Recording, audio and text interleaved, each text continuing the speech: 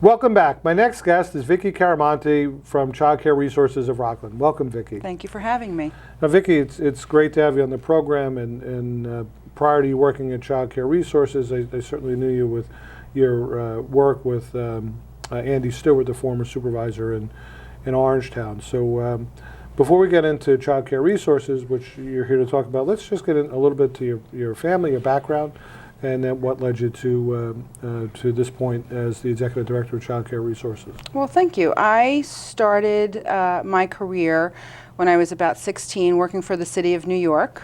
I started out as an intern and was able to get a job working at a community planning board. If anybody's familiar with that system in New York City, we would deal with issues that ran the gamut from housing to planning to sanitation services, street lights that were out. And I fell in love with policy and government. And so Which community board? I started out at Community Board 7 on the Upper West Side, Okay. and then moved to the director position at Community Board 8 on the Upper East Side. Wow, okay. Then my husband and I started a family, twins, so it became a little too expensive for childcare, and it became a little too expensive to live in the city anymore. So we moved up here to Rockland. We had friends here who loved it and raved about it. We had been to visit many, many times and just really fell in love with everything that Rockland has to offer, and bought a home in Tapan, raised our children, and of course they needed to go to preschool. So I put my children in preschool. The preschool needed to move from its facility that was owned by the school district. As at the time I was the president of the board of the preschool, so I had to facilitate that and reached out to Childcare Resources of Rockland for assistance. And through the course of getting to know the process and learning about childcare policy and regulations, I was invited to, I had a lot of questions, so then I was invited to join the board of Childcare Resources of Rockland, and that was about 10 years ago. So I stayed with the board for all of that time. Policy, as I said, has always been of interest to me, and as my children moved through school, I became involved with the school district, PTA, education policy, and learned more and more about that sort of zero through high school, the continuity of education. Very intriguing. It was a time when Common Core was on the table and all kinds of changes were happening. And then my work with Childcare Resources of Rockland to advocate for smart childcare policy, especially for the early years. If we are able to help children get a right start very, very early on, then that lends benefits for years and years to come. When my predecessor, Jane Brown, announced that she would be retiring, we went through a search process, and eventually the board invited me to be the next executive director. And that all happened in a period of time just recently. As of November 1st, I was appointed the executive director.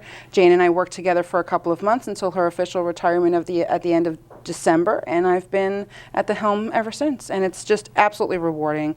The agency the work that it does is near and dear to me, and the work that we need to do for children, especially young children and their families, is incredibly important.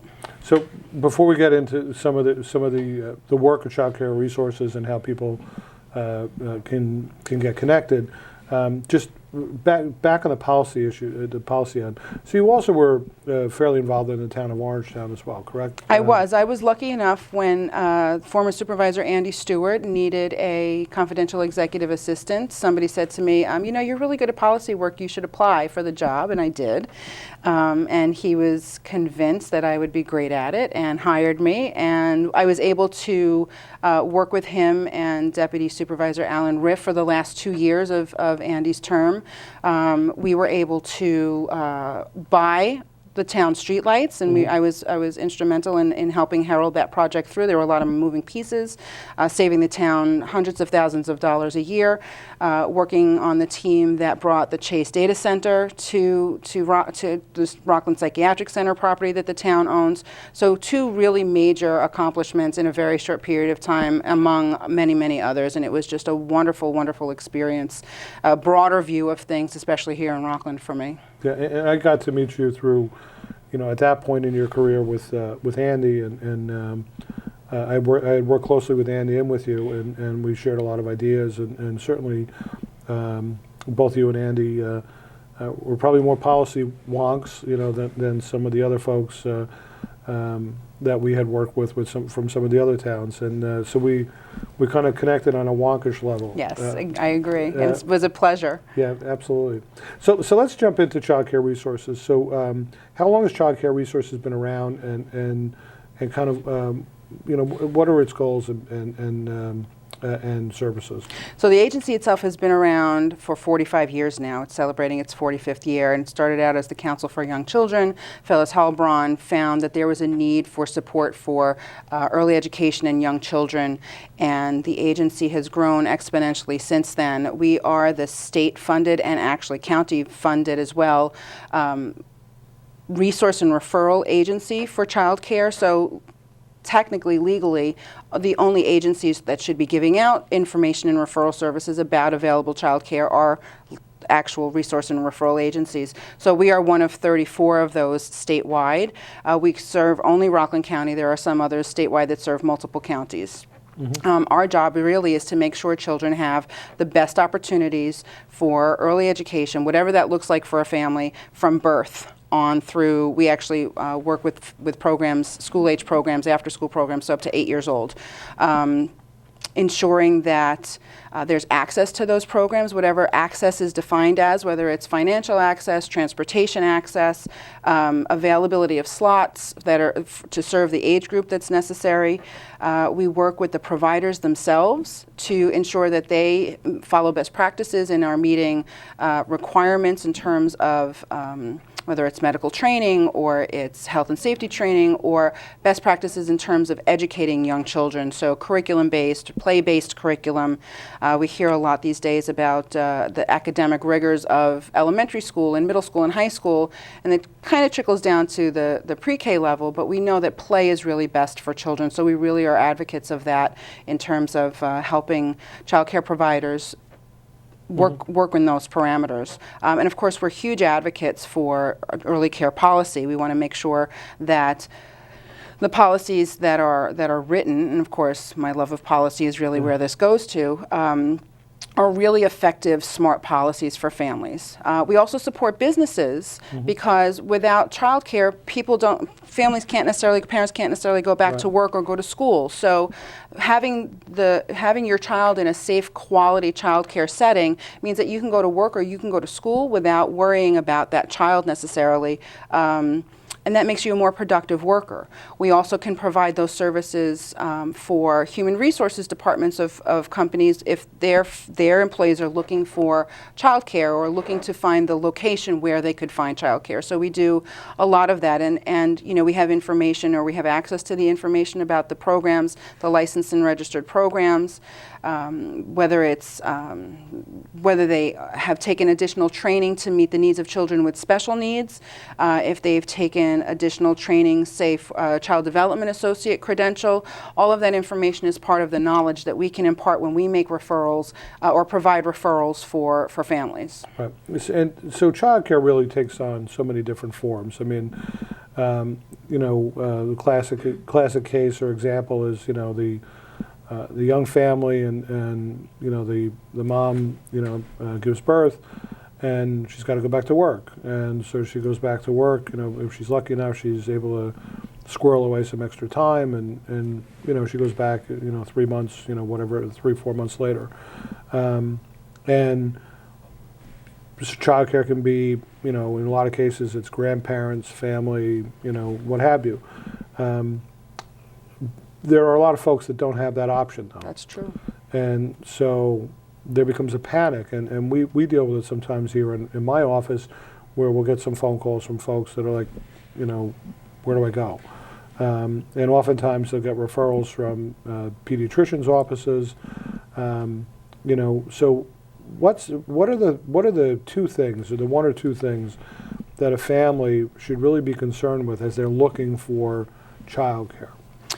We hope that they will look for a program that provides quality care, so the children are in a safe place, there are no violations, it happens, but we work with programs to correct those. We work in partnership with the New York State Office of Children and Family Services.